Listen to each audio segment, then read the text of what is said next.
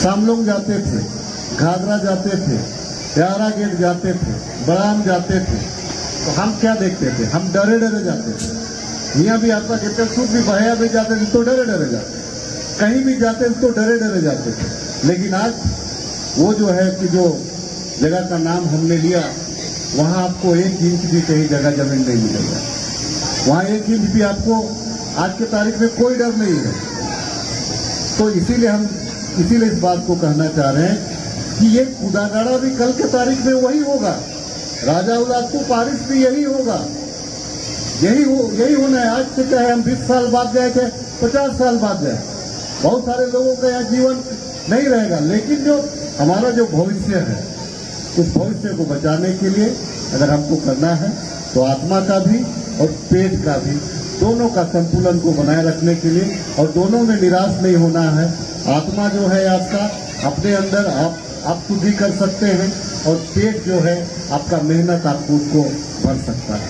तो मैं जितने भी अभिभावक हैं आग्रह करना चाहूँगा कि बच्चों को जरूर पढ़ाएं। बच्चों को आप अगर लकड़ी बेचे हैं तो बच्चे भी लकड़ी ना बेचें, इसका ख्याल रखें।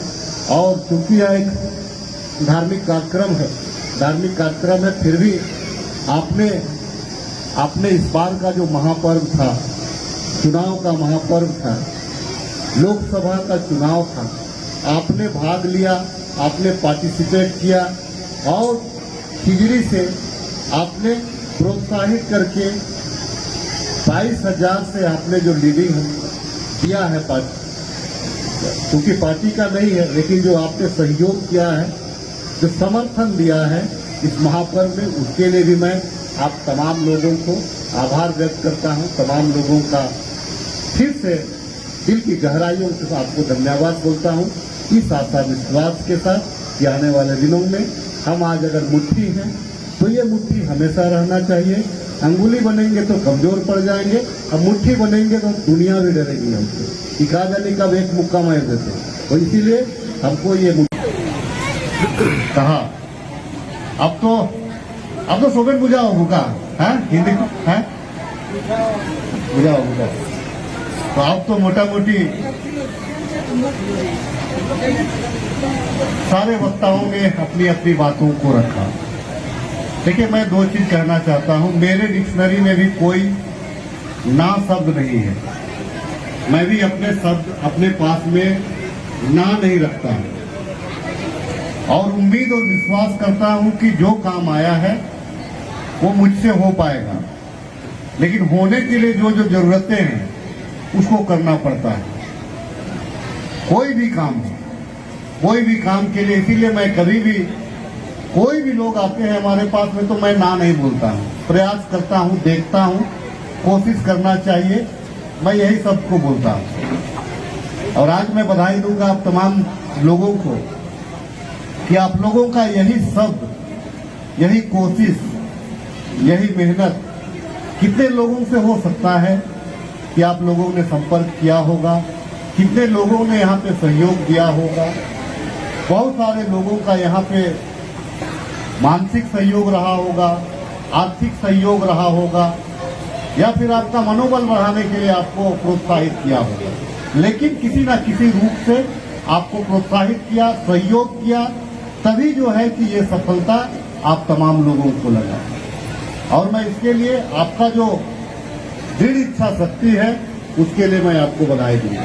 देखिए, एक चीज है, अगर मान लीजिए लोहाड़ी के लोग अगर आए हुए हैं, लोहाड़ी के लोग, सामलोंग के लोग अगर ऐसे गिरजाघर बनाते हैं तो उनके पास तो बहुत सारा संसाधन है, बड़ी बड़ी नौकरियां हैं, कोई IAS है, IPS है, कोई इंजीनियर है, कोई डॉक्टर है, कोई व्यापारी है, या उनके पास में बहुत सारे संसाधन है पैसा कलेक्ट करने का। लेकिन अगर वो लोग बना देते हैं अगर नया गिरजाघर, तो बहुत बड़ी अचरज नहीं होगी, क्योंकि उनके पास दानवीर भी बहुत सारे लोग होंगे। कोई हो सकता है कि लाख रुपया का दान दे दे, कोई 50,000 का दे दे, हो सकता है कि कोई ज्यादा श्रद्धालु है वो 5 लाख का भी दे दे, ये हो सकता है, क्योंकि उनके पास में संसाधन है। लेकिन अगर हम बात करें पेरेंटोली की बात करें, या कूदागड़ा की बात करें, या भरेडंडा की बात करें, या जराटोली की बात करें, अगर आप बना देते हैं तो राजा उलाकू भी थोड़ा सा सक्षम है, थोड़ा सक्षम है बनिस्बत खुदागाड़ा और इधर के लोग। तो अगर ये लोग सफलता हासिल किया है, अगर ये लोग बनाया है, आप बनाइएगा तो उपलब्धि हो जाएगी। लेकिन ये बनाई ये बड़ी उपलब्धि है, इस चीज को मैं मानता हूँ। इसके लिए हम लोगों को इनको प्रोत्साहित और बढ़ाए देने की जरूरत है। मैंने कहा कि हमारे पास में कोई भी डिक्शनरी में ना शब्द नहीं होता है। आने वाले दिनों में मैं सिर्फ इतना कहना चाहता हूँ, यह मंदिर, गिरजा, सरना, ये है क्या चीज? ये हमारा आत्मा है, हम जहाँ पे विश्वास करते हैं, ये हमारा आत्मा है। हम उसके अनुरूप चलने का प्रयास करते हैं। और कोई बहुत सारे लोग अपने अपने तरीका से सोचते हैं।